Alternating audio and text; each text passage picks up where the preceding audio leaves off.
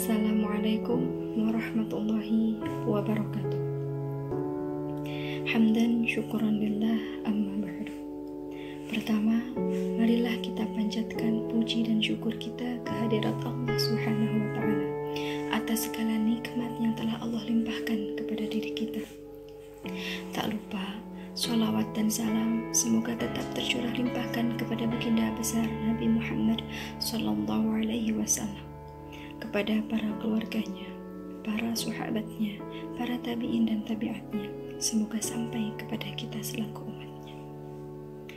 Hadirin rahimakumullah, perkenalkan, nama saya Fadia Akila Suci Rahayu dengan nomor induk mahasiswa 1908101097 dari kelas PAIC semester 4. Pada kesempatan kali ini saya akan membahas tentang sabar dengan topik bukan sabar jika masih mengeluh.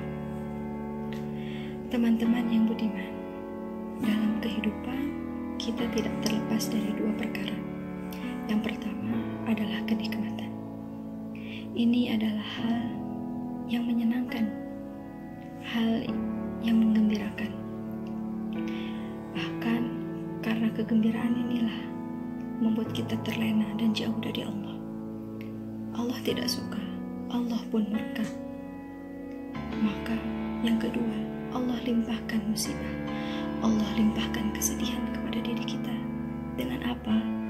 Dengan tujuan agar kita dekat kepadanya. Karena mayoritas dari kita, saat kita terkena musibah, saat kita ditimpa kemalangan, kita begitu dekat dengan Allah. Setiap sholat kita, sujud kita merintih memohon kepada Allah agar Allah segera menggantikan kesedihan kita dengan kebahagiaan. Dan Allah suka akan itu. Namun demikian, kedua hal ini harus kita hadapi dengan sabar. Ya, dalam keadaan senang kita harus sabar agar kita mampu mengontrol emosi kita agar tidak terlalu berlebihan dalam menghadapi kegembiraan itu.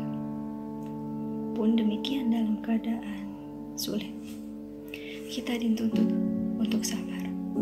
Dalam ketaatan kita diharuskan untuk sabar. Dalam kecewa kita juga harus sabar. Lalu apa pengertian dari sabar? Teman-teman, perlu kita ketahui bahwa secara bahasa sabar adalah menahan diri. Menahan diri dari segala yang membuat kita rusak. Menahan diri, menahan emosi, dan memanage perasaan. Menurut syariat Islam, sabar ini tergolong dalam 3 jenis. Yang pertama adalah sabar dalam ketaatan. Mengapa demikian? Untuk menjadi jiwa yang istiqomah, untuk menjadi insan yang istiqomah dalam ketaatan, kita dituntut untuk sabar. Godaan syaitan itu licik.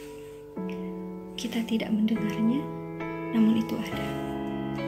Untuk menjadi jiwa yang istiqomah, kita harus sabar. Harus sabar untuk terus-menerus melakukan kebaikan. Karena untuk menjadi istiqomah perlu perjuangan lahir dan batin. Disinilah sifat sabar diperlukan.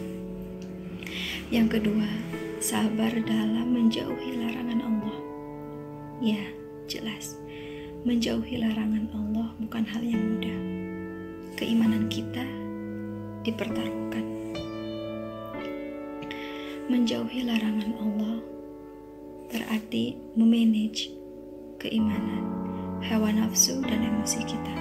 Apakah kita mampu untuk menjalankan perintah Allah agar menjauhi larangan itu? Kita perlu sabar dalam hal ini. Syaitan akan menang jika kita mengikuti bisikannya. Allah pun murka.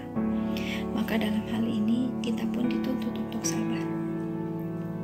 Dan yang ketiga, teman-teman, adalah sabar dalam menghadapi musibah. Ini yang familiar.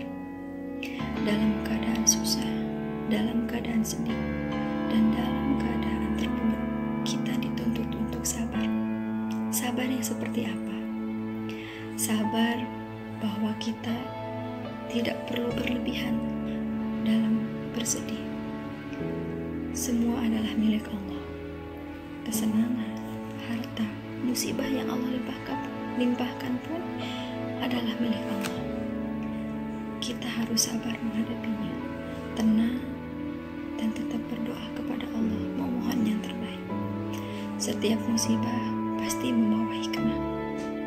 Setiap musibah Allah siapkan dengan kegembiraan kemudian. Kita harus sabar. Kita dituntut untuk tetap tenang menghadapi suatu kondisi apapun. Lalu apa itu sabar? Kesimpulannya, sabar merupakan motivasi yang tertanam dalam jiwa, kemudian tertuang dalam akhlak keseharian. Cirinya seperti apa?